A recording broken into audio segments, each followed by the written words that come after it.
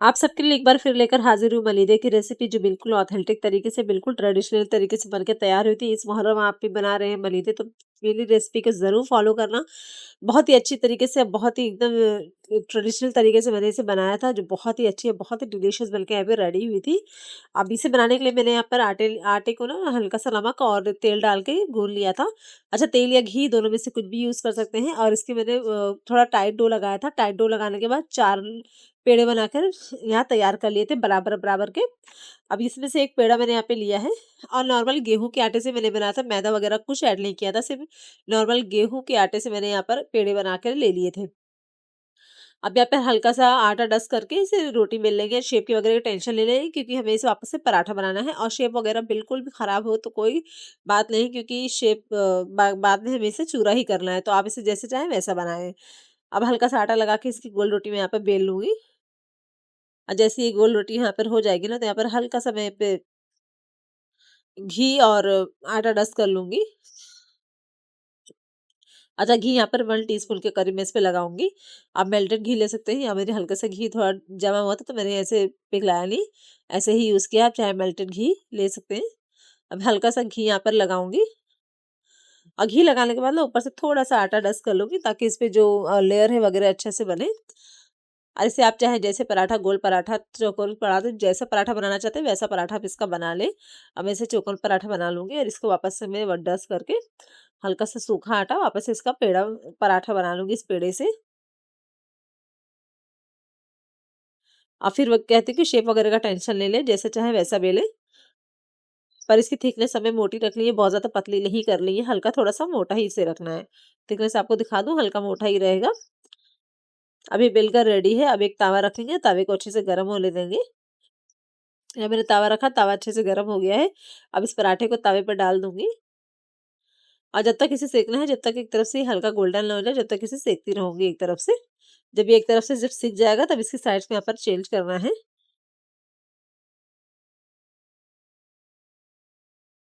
हल्का-सा इसे एक तरफ से सेकने देंगे, तो इसकी साइड्स को मैं यहाँ पे चेंज कर दूँगी। देख सकते हैं हल्के स्पॉट्स आ गए थे, तो इसकी साइड्स को मैंने यहाँ पर चेंज कर दिया है। अब पहले पहले जो लोग थे ना, पहले जो बनाया करते थे नानी-दादियाँ, वो हाथों से ही तोड़ के इसे बनाती थी जब गरम-गरम रोटियाँ। अच्छा, ये टीम वर्क में होता था, कभी भी ऐसा होता था कि 2-3 लोग मिलके बनाते थे ना, तो बहुत ईज़ी पड़ जाता था। एक बेलता था, एक सेकता था और एक हाथों से चूड़ा करता था, तो बड़ी आसानी से हो जाता था। तो आजकल तो लोग मिक्सी में बनाते हैं, तो मैंने यहाँ पर मिक्सी का बिल्कुल भी नहीं यूज़ किया है, हाथों से ही इसे तोड़ के बनाया है और दोनों तरफ से अच्छे से सेक दिया है, देख सकते हैं। अब यहाँ पे जैसे सेक जाए ना, वहाँ इस हल्का सा यहाँ पर घी लगाऊँगी 1 टीस्पून के करीब। ऐसे साइड्स को पलट के दोनों तरफ से अच्छे से सेक लूँगी। अच्छा, बिल्कुल इसे हल्का क्रिस्प होने देंगे, ऊपर से दोनों साइड ना अच्छे से क्रिस्पी हो जाएगी ना, तब तक इसे सेकते रहना है। ये नहीं कि आपने घी लगाना है, उसे तुरंत उतार लेना है तावे से। दोनों तरफ से अच्छे से घी लगाना है और दोनों तरफ से अच्छे से फ्लेकी होने देना है, बिल्कुल अच्छा सा कुरकुरा सा पराठा बना के हमें ना रेडी करना है। और ध्यान रहे बिल्कुल स्लो आँच पे सारा काम करें, वरना ये पराठा जो है ना अंदर से कच्चा रह जाएगा। अब पराठा बन के यहाँ पर रेडी हो गया था। अब यहाँ पे एक बोल ले लिया है। अब 1 ही 2 तक पराठे हमने बना के यहाँ रेडी कर लिए थे। अब इसे हाथों से ना बिल्कुल छोटे-छोटे पीसेस में तोड़ूँगी, बिल्कुल छोटे-छोटे पीसेस कर लूँगी हाथों से। अच्छा, ये प्रोसेस टाइम टेकिंग है, पर जो मेन ऑथेंटिक तरीका है ना यही है। तो आप जितना हो सके ना तो बारीकी से तोड़ें। आपको जैसा पसंद है, बारीक या छोटा-बड़ा, जैसे आपको पीसेस करने हैं उस हिसाब से आप इसे पीसेस कर लें। मुझे थोड़े-से मीडियम ही पसंद है, बहुत ज़्यादा बारीक भी नहीं, बहुत बड़े भी नहीं, थोड़े मीडियम-मीडियम ही पीसेस पड़े हैं, जिससे तई मेरा पराठा बहुत ही अच्छे से सेक चुका था, बहुत ही फ्लेकी था, तो इसे हाथों से तोड़ना बहुत ही ईज़ी था। थोड़े मोटे-मोटे बनाएँगे ना, तो इससे बहुत अच्छे से हाथों से टूट जाते हैं। थोड़ा-थोड़ा करके इसे हाथों से तोड़ दूँगी। अच्छा, मैं जैसे कि मैंने कहा, मैंने मिक्सी का यूज़ बिल्कुल नहीं किया। अगर आप चाहते हैं मिक्सर का यूज़ करना, आप इसे मिक्सी में पीसना चाहते हैं, तो अब इसे थोड़े बड़े-बड़े टुकड़े पराठों के 4-6 टुकड़े करके आपने मिक्सी की जार में गरम ही गरम डाल देने हैं, तभी आपने इसे एक बार घुमाना है, बस आपने निकाल लेना है, तब आप देखें कि आपके जो पराठे हैं ना, वो बिल्कुल दरदरे से पीस के निकल आएँगे। तो मुझे वो चीज़ बिल्कुल पसंद नहीं आती, मुझे हाथों से बने ऐसे ही टूटे हुए पराठे से वलीदे बने अच्छे लगते हैं, तो मैं इसी तरीके का खाती भी हूँ और इसी तरीका आपको बता भी रही हूँ। मैं अपनी रेसिपी आप सबके साथ शेयर कर रही हूँ, अगर आप इसी तरह से बनाएँगे ना, तो आपको भी बहुत मज़ा आने वाला है। तो यहाँ सारे पराठे मैंने ना धीरे-धीरे करके तोड़ लिए थे, अगर आपने हाथों से इसी तरह से मसलते रहेंगे ना, तो भी ये अच्छे तरीके से टूट जाएगा। अब यहाँ सारे पराठे तोड़ के तो मैं यहाँ सारे पराठे बिल्कुल हाथों से बारी-बारी करके तोड़ लिया था।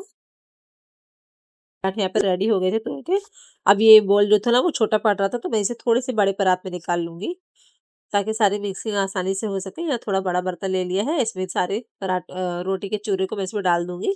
अब डालने के बाद ना इसमें सारी चीज़ों को मिक्स करना है। अच्छा, मेरा जो पराठा है ना वो अभी भी गर्म था, तो मैंने यहाँ पे 1 कप शक्कर बिना पीसे डाली है। अगर आप चाहें तो यहाँ पर शक्कर का पाउडर यानी शुगर पाउडर भी यूज़ कर सकते हैं। अब साथ ही में मैंने यहाँ पे कुछ ड्राई फ्रूट को ना हल्के घी में फ्राई कर लिया था, बिल्कुल हल्का सा सेक लिया था। तो वो ड्राई फ्रूट काजू, बादाम, पिस्ता और चारोली और थोड़े से यहाँ पर ग्रेटेड कोकोनट भी ऐड कर रही हूँ मैं। थोड़ा-सा यहाँ पे इलायची पाउडर भी ऐड करेंगे। अगर आप चाहें तो किशमिश और खसखस का भी यूज़ कर सकते हैं। थोड़ा-सा 1 टीस्पून के करीब मैंने इलायची पाउडर भी यूज़ किया था। अब सारी चीज़ों को ना हाथों से अच्छे से मिक्स करूँगी। अच्छा, शक्कर का बात करती हूँ। शक्कर जो है ना यहाँ पर मैंने खड़ी यूज़ की है, अगर आप चाहें तो पाउडर का यूज़ करें, और मैं खड़ी ही डालती हूँ। जब ये रोटी जो है ना हल्की गर्म रहती है और उसके साथ जो मिक्स करते हैं ना, तो शक्कर अपने आप मेल्ट होती है और अच्छे से घुल जाती है। अब यहाँ पे थोड़ी-सा घी, मैंने आधा कप के करीब घी डाला है। आधा कप घी लिया था, इसे हल्के-हल्के हाथ थोड़े-थोड़े तरीके से थोड़ा-थोड़ा बीच-बीच में ऐड करते जा रही हूँ। अगर आप घी डालना चाहते हैं तो डालें, वरना आप यहाँ पे स्किप भी कर सकते हैं घी को। सिर्फ़ इसी तरह से सारी चीज़ों को मिक्स कर सकते हैं। अच्छा, यहाँ पर अगर मैंने शक्कर का यूज़ किया था, आप चाहें तो गुड़ वगैरह भी डाल सकते हैं साथ में। अब सारी चीज़ों को बहुत ही अच्छे से मिक्स करेंगे, ताकि जो हमारा रोटी का जो चूरा है ना बड़ा-बड़ा साइज़, वो सारी यहाँ पर मिक्स होके छोटे हो जाए। देख सकते हैं? बिल्कुल पता ही नहीं चल रहा है कि मिक्सी का किया हुआ नहीं है, बिल्कुल बारीक, बिल्कुल छोटा-छोटा हो जाएगा। अब बहुत ही अच्छे से मसलते हुए इसे मिक्स कर लेना है सारी चीज़ों को, ताकि सारी चीज़ें अच्छे से मिक्स हो जाएँ। बिल्कुल हाथों से सारी चीज़ों को मिक्स कर लेंगे। ये ट्रेडिशनल तरीका बहुत ही सालों से चलते आ रहा है, तो आप जैसे चाहें वैसा बनाएँ, पर मैं अपना तरीका आप सबके साथ शेयर किया है, तो आप भी इसे ज़रूर बनाना, इसे ज़रूर ट्राई करना। देख सकते हैं मिक्स करने के बाद बिल्कुल अच्छे से मिक्स हो गया है, सारी चीज़ें अच्छे से मिक्स हो गई। थोड़ी-थोड़ी शक्कर जो दिख रही है ना वो कहीं की, वो बिल्कुल मेल्ट हो जाएगी, बाद में भी पता ही नहीं चलेगा, बिल्कुल आपके खाने में आएगी ही नहीं। थोड़ी देर के बाद ये अच्छे से मेल्ट हो जाएगी, तो आप इसे चलिए सर्व करते हैं।